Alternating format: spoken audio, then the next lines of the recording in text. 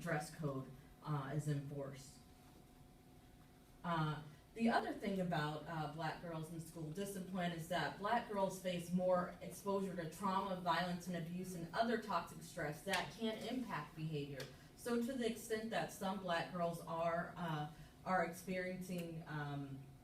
acting out, as I like to call it, a poor job is done of linking behavior to actual exposure to trauma, violence, etc. We saw some of the slides earlier about the higher rates in which black girls are subject to sexual abuse and domestic violence, and certainly that can play a role in terms of behavioral infractions at school.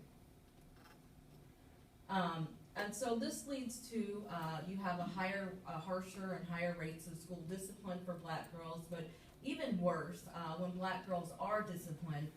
even though we represent less than 17% of all female students, we represent 31% of all girls referred to law enforcement, and approximately 43% of girls who experience a school-related arrest. So not only are we being disciplined more evenly, but our discipline is resulting in contact with the juvenile justice system, which surely contributes to the school to prison pipeline. Again, much discussion is targeted towards black boys in the school to prison pipeline, but these numbers are alarming that we represent 43% of girls who experience a school-related arrest. And so just to underscore this point about black girls in the juvenile justice system,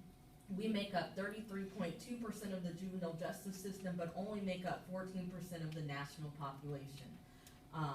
Again, to this issue of black girls and violence and